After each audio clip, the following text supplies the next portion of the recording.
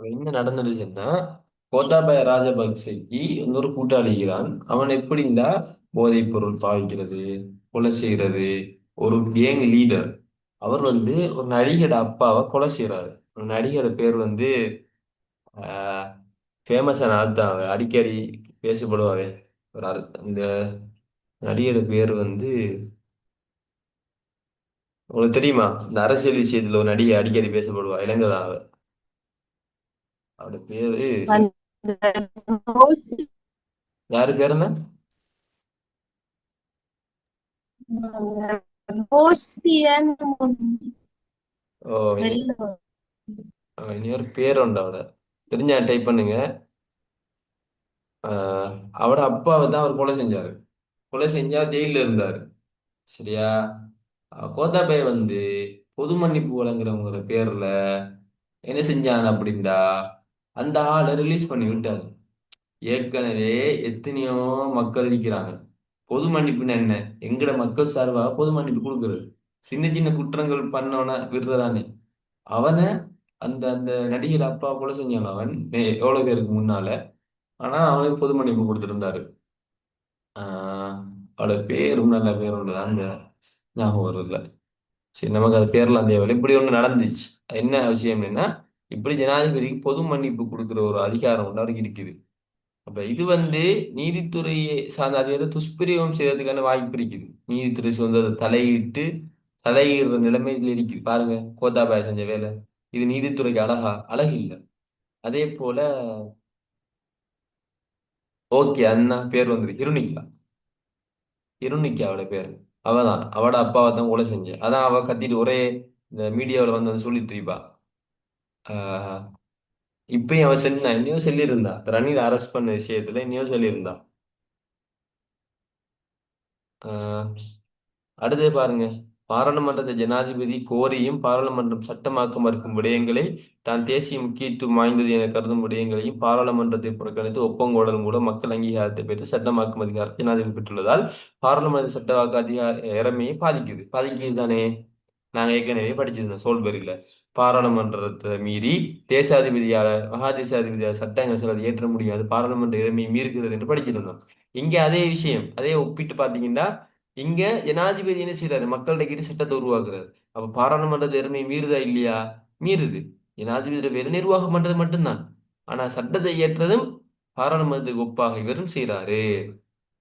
ஜனாதிபதி அதிகாரங்கள் தடை சமன்பாடுகளுக்கு உள்ளாகாத தன்மையும் ஜனாதிபதி அதிகாரங்களுடன் செயற்பட இடமளிக்கின்றது. அதாவது ஏனைய சட்ட மற்றும் நீதித்துறை அதிகாரங்கள் ஜனாதிபதி நிர்வாக அதிகாரங்கள் மீது போதிய தடைகளை ஏற்படுத்த முடியாத நிலைமை காணப்படுகிறது.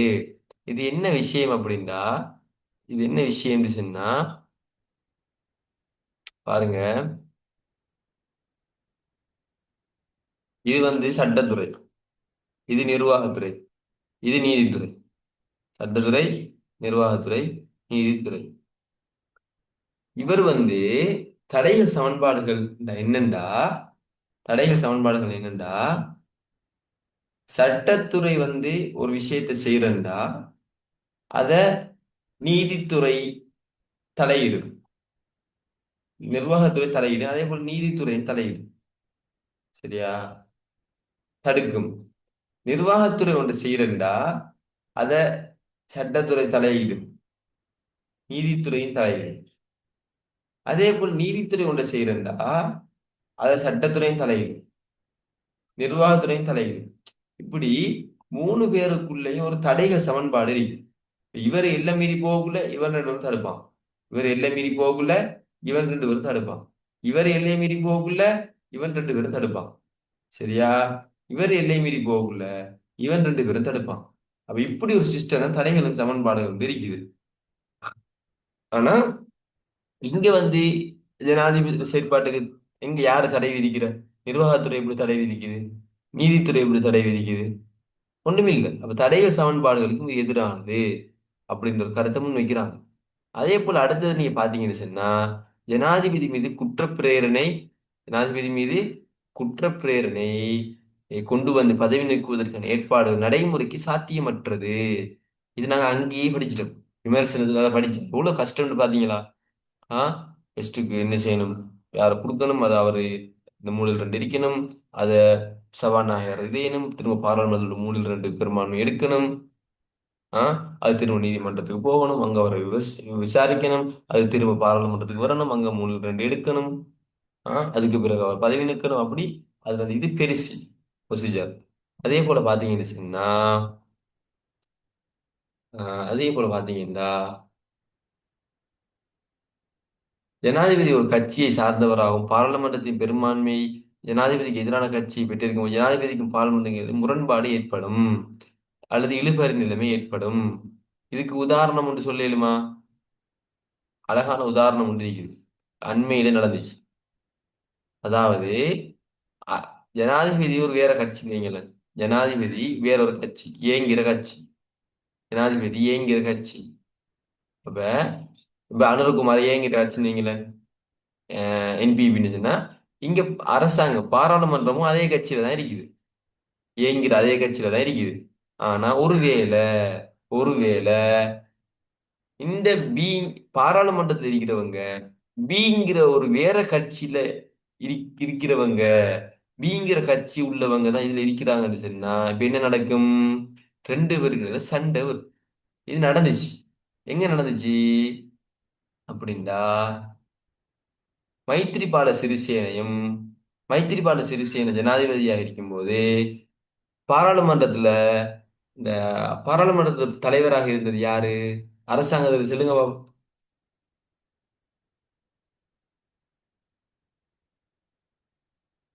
யாரு? ரணில் விக்ரமசிங்க. மைத்ரிபால வேற கட்சி, ரணில் வேற கட்சி. முரண்பாடு வந்துச்சா இல்லையா? அவர் வந்து வெளிநாட்டுல இருக்கக்குள்ள இவர் மைந்தே நியமிச்சுட்டாரு. அதுக்கப்புறம் அவர் சண்டை பிடிக்காரு. அவர் நீதிமன்றத்துக்கு வந்து வழக்கு போடுறாரு. திரும்ப மைந்தே நியமிச்சது பிழைன்னு சொல்றாங்க. திரும்ப அவரை போடுறாரு. அப்ப இவர் என்ன செய்யறாரு? யாருன்னு சொன்னா மைத்ரிபால பாராளுமன்றத்தை கலைச்சு விட்டாரு. கலைச்சு விட்டா திரும்ப நீதிமன்றத்தில் வழக்கு போகுது. வழக்குல முடிவு கொடுக்குறாங்க. அப்படி மைத்திரிபாலையால கலைக்க முடியாதுன்னு திரும்ப கூடுது. அப்படி அந்த சிக்கல்கள் வரும். ஜனாதிபதி வேற கட்சி, அங்கால இது வேற கட்சின்னு சொன்னா நிறைய சிக்கல்கள் ஏற்படும், முரண்பாடுகள் ஏற்படும். அதே போல ஜனாதிபதியை தேர்ந்தெடுக்க வேணும் ஒரு தனியான தேர்தலை நடத்த வேண்டியிருத்தல் பெருமளவிலான பணவிரயத்தை ஏற்படுத்தும். இப்ப பாருங்க, பாராளுமன்ற ஆட்சி முறையில நம்ம ஒரு தேர்தலுக்கு தான் ஓட் போடுவோம். அப்ப எல்லாரும் எங்க போவாங்க? பாராளுமன்றத்துக்கு போவாங்க. அங்க இருந்து அமைச்சரவைக்கு போவாங்க. ஆனா இந்த விஷயத்தை பாருங்க, இந்த ஆட்சி முறையில நாங்க ரெண்டு எலெக்ஷன் நடத்தணும். ஒன்று ஜனாதிபதிக்கு தனியாக நடத்தணும், பாராளுமன்றத்துக்கு தனியாக நடத்தணும். சின்ன செலவா போகும். எவ்வளவு செலவு போகும்? அப்போ நம்மளை போல நாடுகளுக்கு கஷ்டம் தானே ஏற்கனவே. இது கஷ்டமா இருக்கு இந்த பொருளாதாரம். இதெல்லாம் நடத்தினா அந்த விஷயங்களையும் சொல்றாங்க. எனவே இதுதான் நிறைக்குறை. இதுதான் இது நிறைக்குறை. அது முடிய இதுல இருக்கிற விஷயங்கள் என்ன அப்படின்னு சொன்னா குடியேப்பம் ஒப்பங்கூடல் மக்கள் தீர்ப்புன்ற ஒரு விஷயம் இருக்குது. அது பார்க்கலுமா? ஓ, அதுக்கு சின்ன ஒரு தலைப்பு தான், அதையும் பார்த்துருவோம். சரி.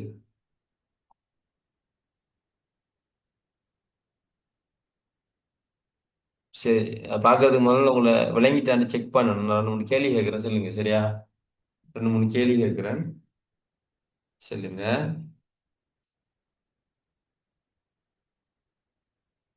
சரியா? 2 3 கேள்வி கேட்குறேன், சொல்லுங்க. இதுல யாராவது சொல்லுங்க, ஜனாதிபதி என்ற ஒரு நபர் இருக்கிறாரு. ஜனாதிபதி அனுரகுமார் திசாநாயகன். இந்த ஜனாதிபதிக்கு அமைச்சரவை தொடர்பாக இருக்கிற ஒரு அதிகாரம், ஒரே ஒரு அதிகாரத்தை ஒவ்வொரு ஆளும் சொல்லணும். டைப் பண்றாக்கள் டைப் பண்ண மெசேஜ் இது வாய்ஸ்ல சொல்றார்கள், வாய்ஸ்ல சொல்லலும். சரியா? டைப் பண்றவங்க இப்ப டைப் பண்ண தொடங்குங்க. வாய்ஸ்ல சொல்றவங்க சொல்லுங்க. ஒரு அமை விலங்கல். அமைச்சரவையில அமைச்சர்களை நியமிச்சேலும் வெரி குட், மாஷா அல்லாஹ். அமைச்சரவையில அமைச்சர்களை நியமிக்கிற அதிகாரம் இருக்குது. Very good. வேற? பிரதமரின் செயலாளர்களை நியமித்தல். Very good. பிரதமர் செயலாளரை நியமிக்கிறது, அதுவும் ஜனாதிபதி அதிகாரம். அடுத்தாக்கள். தான் விரும்பு எந்த ஒரு அமைச்சையும் தன்னிடத்துல வச்சு கொள்ளேலும் கொள்ளலாம். Very good. தான் விரும்பி எந்த ஒரு அமைச்சையும் தனக்கு கீழே அவரால் வச்சுக்கொள்ள. Very good. மாஷா அல்லாஹ். வேற? அமைச்சரவை கலைத்தல். அமைச்சரவை கலைத்தல். ஓகே. அமைச்சரவை என்ன செய்யலும்? அமைச்சரவை இருக்குது அப்படின்னு சொல்லி அமைச்சரவை கலைத்தல் என்ற விஷயத்தை பொறுத்த வரைக்கும் அதை கொஞ்சம் பார்க்கணும் கொஞ்சம் இருங்க.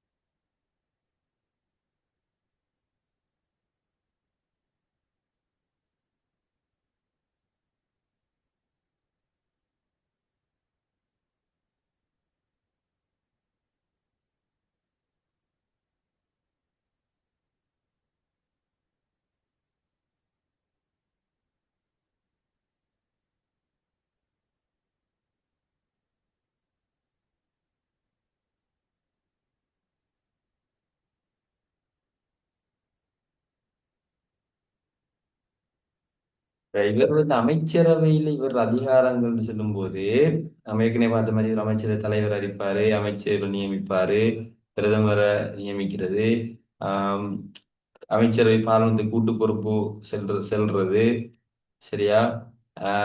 ஜனாதிபதி அமைச்சர் ஒரு உறுப்பினராக இருக்கிறது, பிரதமரை நியமிக்கிறது, அவங்களுக்கான பொறுப்புகளை தீர்மானிக்கிறது, அமைச்சர்களை நியமிக்கிறது, அடுத்தது என்ன, அமைச்சர்கள் நியமிக்கிறது, அவங்கள பதவி நீக்கிறது, அதே போல அமைச்சரவை உறுப்பினர்கள் இல்லாத ஆட்களை நியமிக்கிறது, பிரதி அமைச்சர்கள் நியமிக்கிறது, அதுல 30 பேர் இருக்கணும், மற்றவங்க 40 பேர் இருக்கணும்.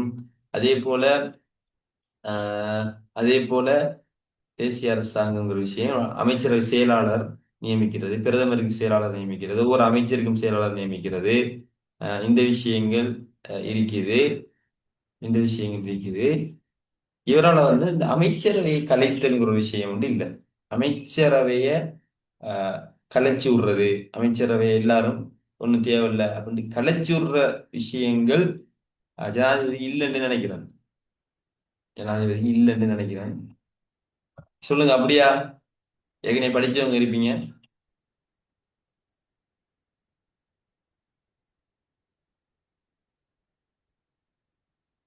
சொல்லுங்க. பிரதமரால, ஜனாதிபதியால அமைச்சரவை கலைக்க முடியுமா முடியாதா? சொல்லுங்க.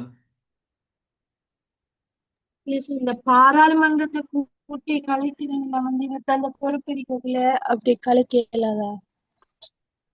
பாராளுமன்றத்தை அந்த கூட்டுறது, கலைக்கிறது, ஒத்தி வைக்கிறது, அந்த விஷயங்கள் இருக்குது. பாராளுமன்றம் பாராளுமன்றம் வேற, அமைச்சரவை வேற தானே. அமைச்சரவைங்கிறது ஒரு நாட்டு நிர்வாகத்தை கொண்டு செல்றதுக்காக உருவாக்கப்படுற ஒரு விஷயம்.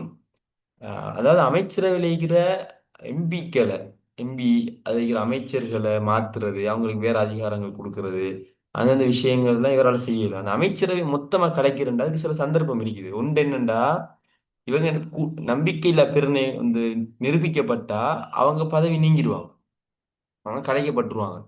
அடுத்தது, இவங்க வரவு செலவு திட்டம் இவங்களோட 2வது முறைன்னு நினைக்கிறேன், அதுவும் தோல்வி அடைஞ்சிருந்துச்சுன்னா அவன் பதவி அப்படியே கலைஞ்சிடுவாங்க.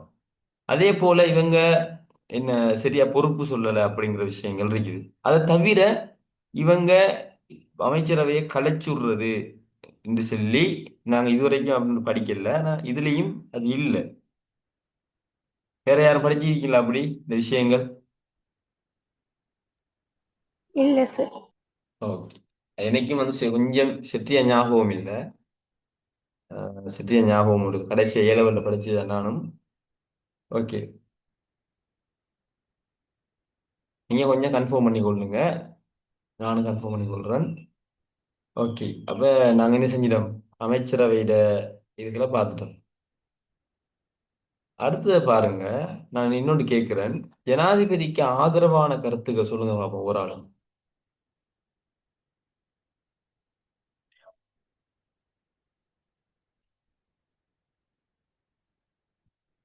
ஜனாதிபதி, நிறைவேற்று ஜனாதிபதிக்கு ஆதரவான கருத்துக்கள் ஒன்று சொல்லுங்க.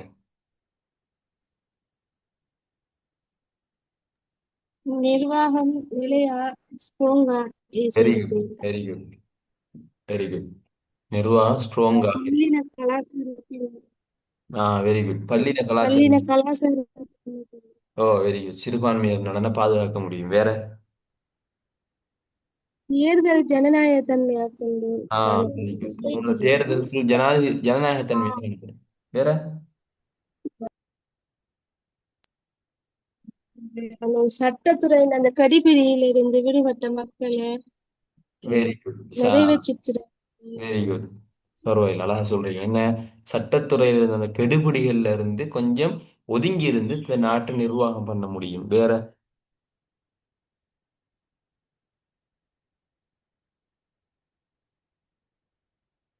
அரசியல் சமூக பொருளாதார பிரச்சனைகளுக்கு தீர்வு காண்ற மாதிரி ஆட்சி முறை ஒன்று அமைக்கிறது. அமைக்க முடியும்.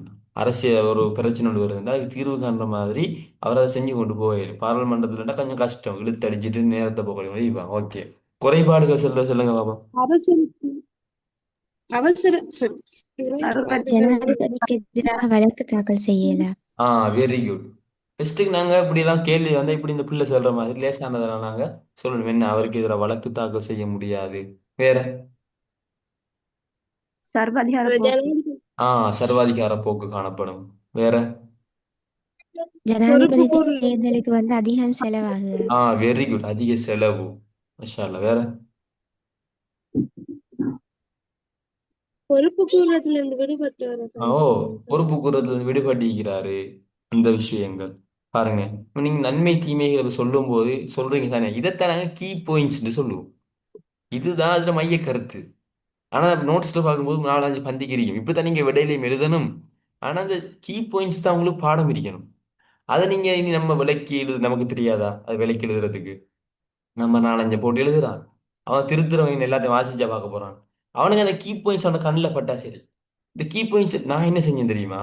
நான் ஏரோட எக்ஸாம் எழுதும்போது யோசிச்சேன். எல்லாரும் எல்லார பேப்பரையும் வாசிக்க மாட்டான். அவன் டக் டக் நான் வாங்கிட்டு போவான். ஆனா அவன் எதை பார்ப்பான்? அந்த கீ பாயிண்ட்ஸ் இருக்குதா, அதுதான் அவன் பார்ப்பான்.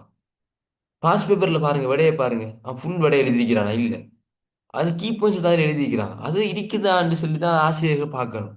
நான் என்ன செஞ்சேன், கீ பாயிண்ட்ஸ் பெருசா நான் எழுதினேன். அடுத்து பிளக் பேனையால் எழுதினேன். சில விஷயங்கள் பிளக் பேனையால் எழுதினேன். கீ பாயிண்ட்ஸ் கொஞ்சம் பெருசா எழுதினேன். எனவே திருத்திட்டு போறவர் என்ன டக்குன்னு திருத்துவான், லேசா இருக்கும் அவனுக்கு. முக்கியமான பாயிண்ட்ஸ்கள் இருக்குது, அவன் மற்றதெல்லாம் பார்க்க மாட்டான். எனக்கு என்ன நடந்துச்சுன்னா, பக்கம் கூட ஒவ்வொரு கேள்விக்கு 5-6 பக்கம் வந்தது காரணம் என்னன்னா, எழுத்து பெருசா எழுதின உண்டு. ரெண்டாவது கீ பாயிண்ட்ஸ் எழுதிட்டு மற்றதெல்லாம் சும்மா அடிச்சுட்டு தெரிஞ்சதெல்லாம் அப்படி இப்படிலாம் போட்டுவிட்டு வந்துச்சு. அப்ப இப்படித்தான் அந்த கீ பாயிண்ட்ஸ் இருக்குதா, அதிக செலவுங்கிறது தான் கீ பாயிண்ட்ஸ். நீங்க அதை விரிச்சு எழுதுன எப்படி? இப்படி அதுக்கு ஒரு தேர்தல் இதுக்கு ஒரு தேர்தல் நடத்துறதால அதிக செலவா இருக்குது, இப்படி எங்களை பொருளாதார இது குறைஞ்ச நாடுகளுக்கு இது பொருத்தமில்லை அப்படின்னு நீங்க எழுதிட்டு போறதுதான். சரியா? அந்த வகையில ஓகே, நீங்க நல்ல கிரகித்தல் உள்ளவங்களா இருக்கிறீங்க. நான் சும்மா நார்மலா ஃபாஸ்டா வாசிட்டு தான் போனோம். அதுக்கு உதாரணம் அது இதுவும் சொல்லலாம். நான் உங்களுக்கு விளங்கி இருக்குது. உங்களுக்கு ஏற்கனவே சில டைம் படிச்சிருக்கலாம், சில டைம் இந்த கிளாஸ்லயே கொஞ்சம் விளங்கி கொண்டிருக்கலாம். ஓகே, பிரச்சனை இல்லை. இப்போ நாங்கள் குடியொப்பம் ஒப்பங்கூடல்ங்கிறத பார்த்துட்டு முடிச்சிடுவோம் கிளாஸை.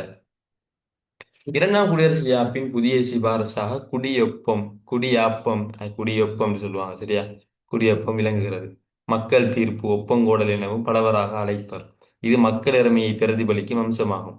அரசியலமைப்பின் 4ஆம் சரத்தின்படி மக்களின் சட்டவாக்கு அதிகாரம் மக்களின் பிரதிநிதிகளை கொண்ட பாராளுமன்றத்தினூடாகவும் மறைமுகமாகவும் ஒப்பங்கோடலினூடாகவும் நேரடியாகவும் நடைமுறைப்படுத்தப்படும் என குறிப்பிடப்பட்டுள்ளது.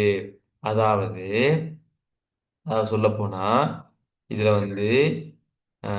நாங்க இதான் நாங்க மக்கள் நாங்க தான் மக்கள் அப்படின்னா எங்கட அதிகாரங்கள், நாங்க தான் இந்த நாட்டை ஆட்சி செய்யறது. அப்படிதானே? இந்த நாட்டை ஆட்சி செய்யறது நாங்க தான். நாங்க எங்கள் அதிகாரத்தை எல்லாத்தையும் ஒன்று சேர்த்து அதை யார்கிட்ட கொடுத்திக்கிறோம் அப்படின்னா பாராளுமன்றத்தில் கொடுத்திக்கிறோம். எங்கட திறமையை செயற்படுத்துறது இந்த பாராளுமன்றம் தான். எங்களுக்கு திரும்ப இதை செயற்படுத்தும். இதுதான் நாங்க படிச்ச விஷயம். ஆனா ரெண்டாம் குடியரசு அப்படி புதுசா ஒரு விஷயம் கொண்டு வந்தாங்க. பாராளுமன்றத்தாலே மக்கள் நேரமை செயற்படுத்தப்படும், அதே போல இந்த ஒப்பங்கூடல் மூலமாகவும் செயற்படுத்தப்படும். இந்த ஒரு விஷயத்தை கொண்டு வந்தாங்க. சரியா? ஏன்னா இந்த பாராளுமன்றத்தால நேரடியாக மறைமுகமாக அது செயற்படுத்தப்படும், ஒப்பங்கோடலினூடாக நேரடியாக செயற்படுத்தப்படும். இப்ப பாருங்க, அரசியலமைப்பு 13ஆம் அத்தியாயம் 85ஆம் உறுப்புரை ஒப்பங்கோடல் படி விவரிக்கிறது. அரசியலமைப்பின் சில உறுப்புரைகளை திருத்தல் தொடர்பாக பாராளுமன்றத்தில் வருகை தராத உறுப்பினர் உட்பட பாராளுமன்றத்தின் மொத்த அங்கத்தவர்கள் 3/2 விருப்புக்கு மேலதிகமாக மக்கள் கருத்து கணிப்பொன்றின் மூலம் மக்களின் பெரும்பான்மை அங்கீகாரம் அவசியமானதாகும். அதாவது அரசியலமைப்புல 13ஆவது அத்தியாயத்தில் இருக்குது 85ஆம் உறுப்புரையில அரசியலமைப்புல சில உறுப்புரைகளை திருத்தல் தொடர்பாக பாராளுமன்றத்தில் சில உறுப்புரைகளை நீங்க மாத்தணும்னு சொன்னா 3/2 பெரும்பான்மை வேணும், ஒப்பங்கோடலும் வேணும். ஒப்பங்கோடலும் வேணும். சரியா? அதுல பாருங்க, முதலாவது யாப்பின் 1 2 3 6 7 8 9 10 11 32 62 இந்த விஷயங்களை திருத்துறேன்னு சொன்னா அதுக்கு என்ன வேணும்? கட்டாயம் ஒப்பங்கோடல் வேணும்.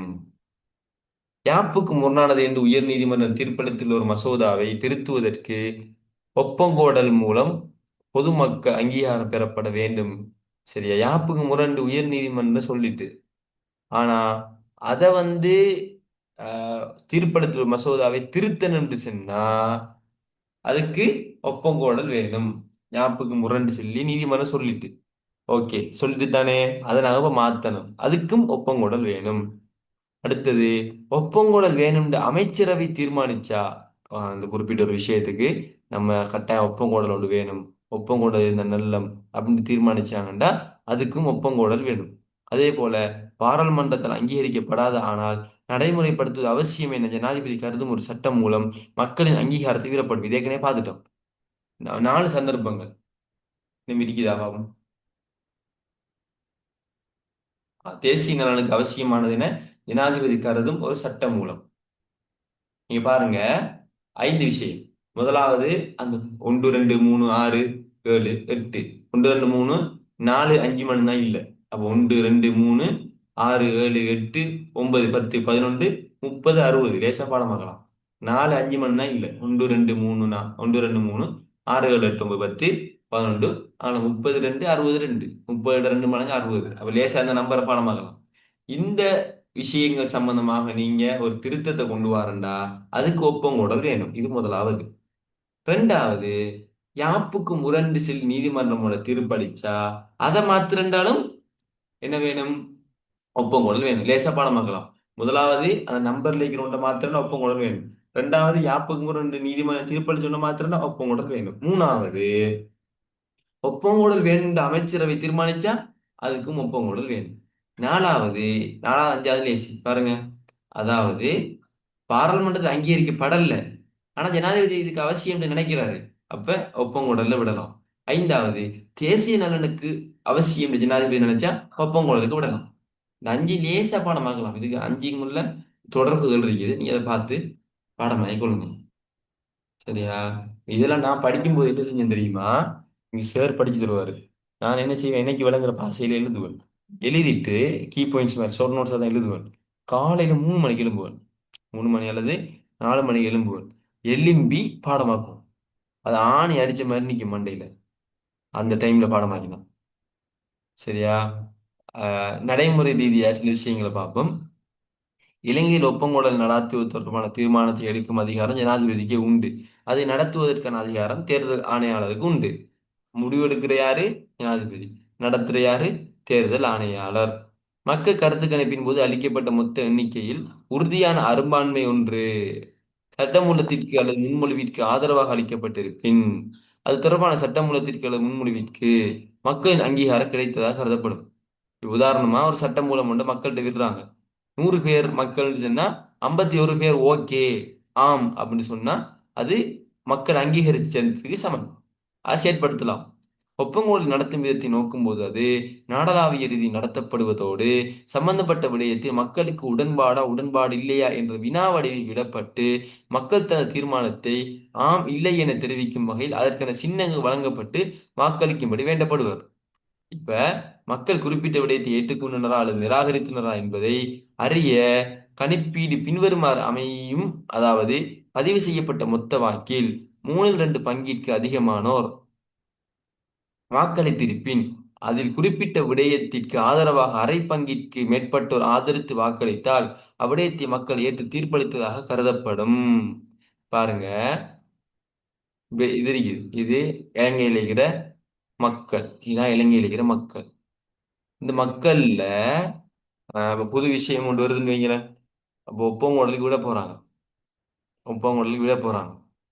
சரி, உதாரணமா சொல்லுவோமே, இந்த வருஷம் 11ஆம் மாசம் ஏலவலை நடத்துறதா இல்லையா, ஏலவலை நடத்துறதா இல்லையா அப்படின்னு ஒரு ஒப்பங்கூடல மக்களுக்கு விட போறோம். மக்களுக்கு விட்டாச்சு. இந்த ஒப்பங்கூடல் என்ன அறியும், நீங்க உடன்பாடா இல்லையா, ஆம் இல்லைன்னு சொல்லித்தான் அவங்க பதில் அளிக்கணும். இதுக்கு மக்கள்ல 30 பேர் இருக்கிறாங்கண்டா, 30 பேர் இருக்கிறாங்கண்டா, மூணா குறிச்சி 2 பங்கு.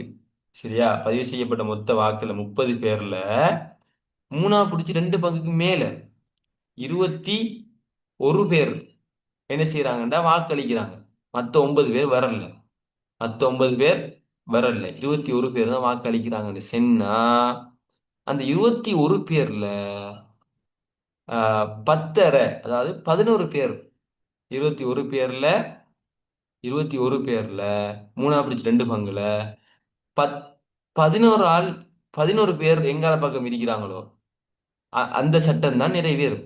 இவங்க ஆம் அப்படின்னு சொன்னா, இவங்க ஆம்னு சொன்னா ஓகே, நடத்த தேவையில்ல, மக்கள் அதுக்கு ஆம்னு சொல்றான்னு முடிவெடுப்பாங்க. இல்ல, இதுல 11 பேர் இல்லைன்னு சொன்னா ஏலோல் எக்ஸாம் நடத்தணும்னு முடிவெடுப்பாங்க. விளங்கிட்டா? நான் திரும்ப சொல்றேன் பாருங்க. நாங்க கிளாஸ்ல எத்தனை பேர் இருக்கிறோம்? மொத்தம் 6 பேர். என்னையும் சேர்த்து 6 பேர் இருக்கா, என்னையும் சேர்த்து 5 பேர் இருக்கிறோம். சரியா, என்னையும் சேர்த்து 5 பேர் இருக்கிறோம். ஆம், இதுல ஒரு முடிவு கொண்டு வருது, நாளைக்கு கிளாஸ் நடத்துறதா இல்லையாண்டு. இதுல நாங்க 5 பேர்ல நான் தான் உங்கள்ட்ட கேட்குறேன், நீங்க 4 பேர் இருக்கிறீங்க, நாளை கிளாஸ் நடத்துறதா இல்லையான்னு கேட்குறேன். நீங்க ஒன்று என்ன சொல்லணும், ஓம்னு சொல்லணும், அது இல்லைன்னு சொல்லணும். இதுல எங்க கிளாஸ்ல மொத்தம் மொத்தம் எத்தனை பேர் இருக்கிறாங்கன்னு சொன்னா, மொத்தம் 9 பேர் இருக்கிறாங்கன்னு வைங்களேன். 9 பேர் இருக்கிறாங்க, 9 பேர் இருக்கிறாங்க. ஆனா இப்ப நீங்க இருக்கிறீங்க, இங்க 4 பேர் தான் இருக்கிறீங்க. நீங்க 4 பேர் இருக்கிறீங்க. நான் ரூல்ஸ் போடுறேன், எங்களை 9 பேர்ல மூணா குறிச்சி 2 பங்குனர் கிளாஸுக்கு வந்து எனக்கு இதை சொன்னாதான் நான் அதை ஏற்றுக்கொள்வேன் அப்படின்ற ஒரு முடிவு எடுக்கிறேன். அவ 9ல மூணா குறிச்சி 2 பங்கு எத்தனை, 6. 6 பேர் கிளாஸுக்கு வந்து எனக்கு இதை சொன்னாதான் நான் உங்களோட கதையை கேட்கலாம், நாளை நடத்தலையான்னு சொல்லி. அப்ப சொல்லுங்க, இன்றைய கிளாஸ்ல நான் நடத்தலுமா, அந்த தீர்மானத்தை எடுக்கலுமா?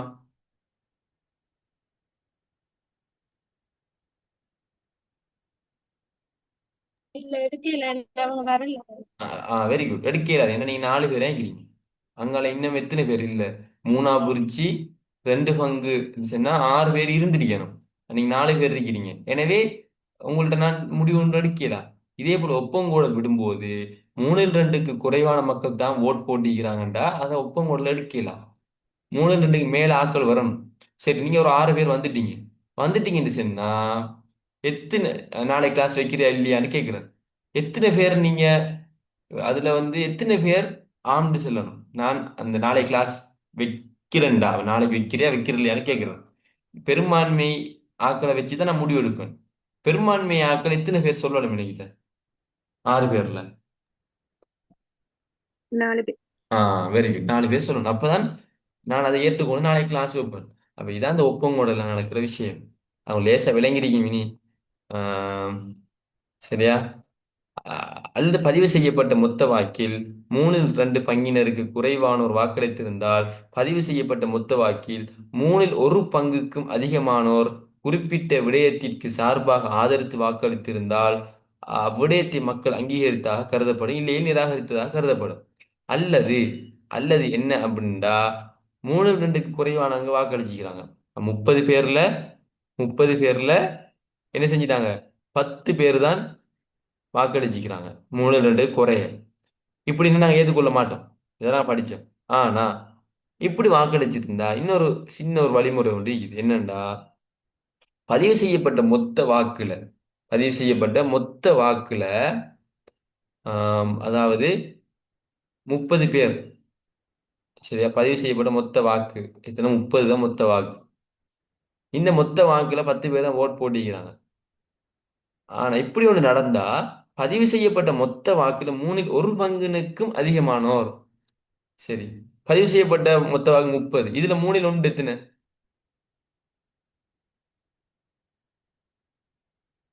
23 இருந்துச்சு. 30ல மூணில் ஒன்று, மூணில் ரெண்டு, மூணில் வந்து ஒன்று, மூணு மூணு நம்ம 10. 10. 10க்கு மேல ஆதரிச்சிருந்தாங்கன்னு சொன்னா, 11 பேர் ஆதரிச்சிருந்தாங்கன்னு சொன்னா அது மக்கள் அங்கீகரித்ததாக கருதப்படும் சொல்றாங்க. மக்கள் அங்கீகரித்ததாக கருதப்படும் அப்படின்னு சொல்றாங்க. அப்ப அந்த வகையில இப்படி ரெண்டு வழிமுறை இருக்குது. ஒன்று என்னண்டா, மொத்தமா ஒரு சட்டத்தை போட்டா மக்கள் எல்லாரும் சேர்ந்து நினைறாங்க, மூணில் ரெண்டு பங்கினர் வாக்களிக்க வந்திருக்கிறாங்க. வந்தவங்கள்ல அரைவாசிக்கு மேல எதை தெரிவு செய்யறாங்களோ அதுதான் சட்டம். அப்படி இல்லை, மூணில் மூணா பிரிச்சு ரெண்டு பங்கினருக்கு அந்த அளவுக்கு ஆட்கள் வரல, அதை விட குறைவா தான் வந்திருக்கிறாங்கண்டா பிரச்சனை இல்லை. மொத்த சனத்தொகையில, மொத்தம் பதிவு செய்யப்பட்ட வாக்குல மூணா புரிஞ்சு எத்தனை, ஒரு பங்கு எத்தனைன்னு பாக்குறோம். அந்த பங்குக்கு மேல ஆட்கள் ஓட் போட்டிக்கிறாங்களா அப்படின்னு நாங்க கணக்கெடுத்தோம் சொன்னா அதை வச்சு நாங்க தீர்மானிப்போம் அது ஓகே இல்லையான்னு சொல்லி. சரியா? அப்ப இதான் விஷயம். 5 பேர் வந்தாலும் சரி, 6 பேர் வந்தாலும் சரி, மொத்தம் மூணா புரிச்சு ஒரு பங்கு எத்தனை, 9 பேர்ல எங்களோட கிளாஸ்ல மூணா புரிச்சு ஒரு பங்கு எத்தனைன்னா 3 பேர்.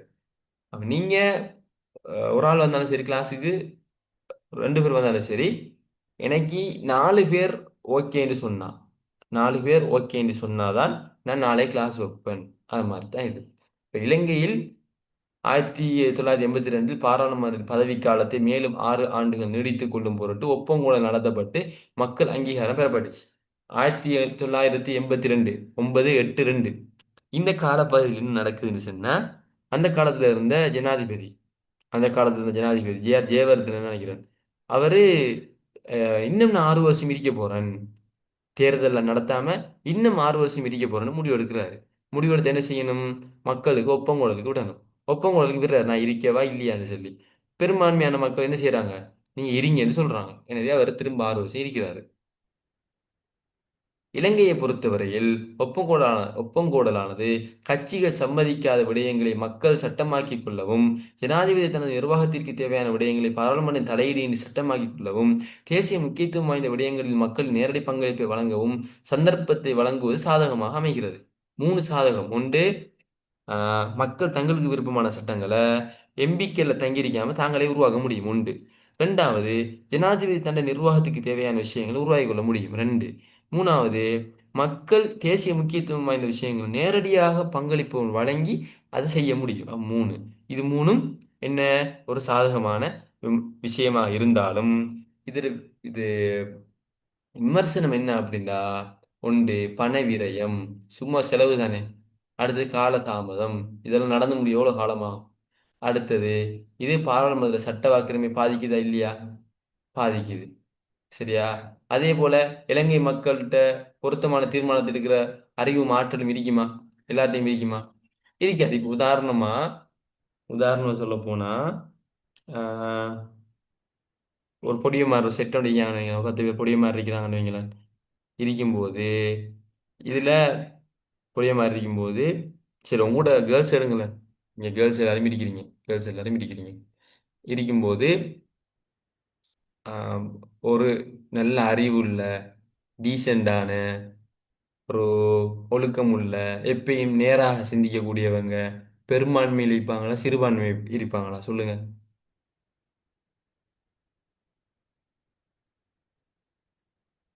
பெரும்பான்மையில் இருப்பாங்களா, சிறுபான்மையில் இருப்பாங்களா? நான் சொல்றேன் என்னண்டா, நல்ல ஒழுக்கம் இருக்கு அவங்களுக்கு. சரியா? ஆஹ், நல்ல வந்து என்ன, ஒரு பண்பாடு இருக்குது, நல்ல அப்படி இருக்கிறவங்க. Very good. சிறுபான்மையாக தான் இருப்பாங்க. எப்பயுமே நல்லவங்க, சிறுபான்மை. நல்லவங்க சிறுபான்மையாக தான் இருப்பாங்க.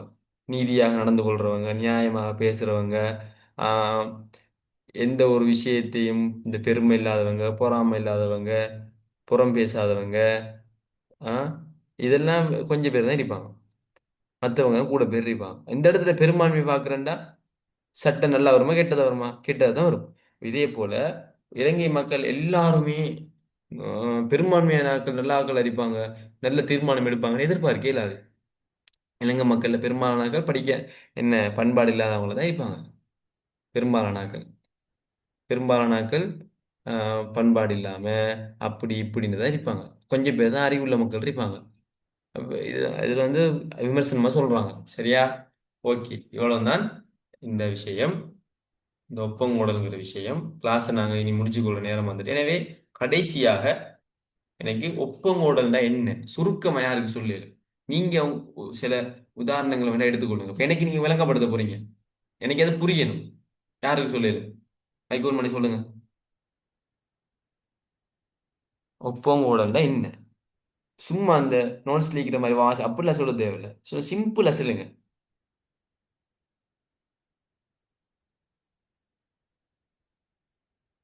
சிம்பிளா சொல்றேன்டா. உதாரணமா மெஷின் என்னன்னு கேட்டா வரைவிலக்கணம்ல சொல்லாம மிஷின் என்னண்டா எந்த ஒரு வேலையை லேசாக்குற விஷயம் மிஷின். சுவிட்சை போட்டா ஃபேன் வேலை மிஷின். இப்படி லேசா சிம்பிளா சொல்லுங்க பாப்போம். ஒப்பங்கூடலாம் என்ன?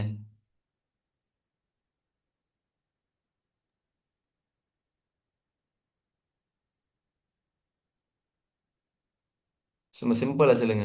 ஒப்பங்கூடலாம் என்ன?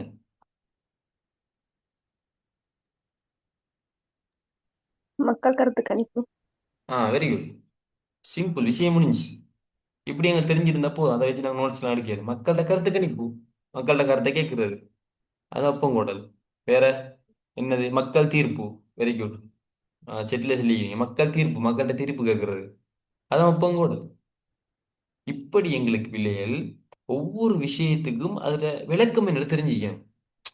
சரியா? ஜனாதிபதினா இவர்தான், பிரதமர்னா இவர்தான், அமைச்சரவைனா இதுதான்.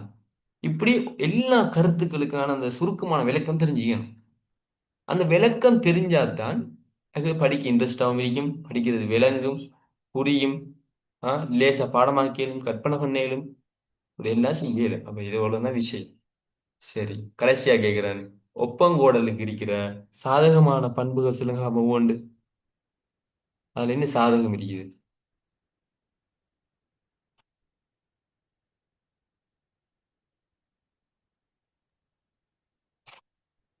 நாலஞ்சு சொல்லுங்க. நாலஞ்சு விஷயம் சொல்லி இருந்தேன் ஒப்பங்கோடல். ஜனாதிபதி தேசிய நலனுக்காக ஏதாவது ஒரு சட்டம் வேணும்னு சொன்னா அதை வந்து மக்கள் தீர்ப்புக்கு விட்டு அதை சட்டமாய் கொள்ளிடும். Very good. தேசிய நலனுக்கு ஒரு சட்டம் ஒன்று தேவை அப்படின்னா மக்கள் தீர்ப்புக்கு விட்டு சட்டமாய் கொள்ளையிலும். Very good. பாதகமான விஷயங்கள்.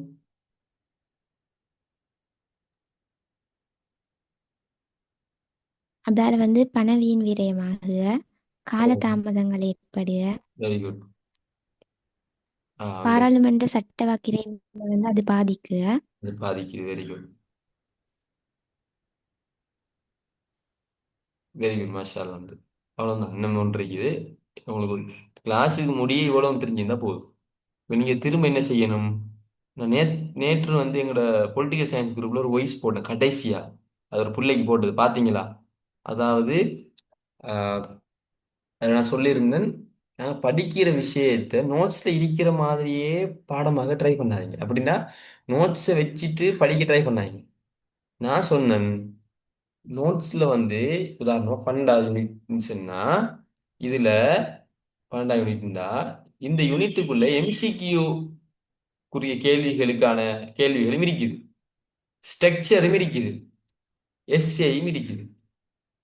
எம்சிக்யூ ஸ்ட்ரக்சர் இது ரெண்டையும் வந்து பாஸ் பேப்பர் ஊடாகவோ அல்ல அதுக்குண்டு தனியாக தொகுக்கப்பட்ட புத்தகங்களூடாகவோ படிச்சிடலாம். எனவே ஒவ்வொரு யூனிட்லயும் இருக்கிற எஸ்ஏ நாங்க படிக்கணும். அதுக்கு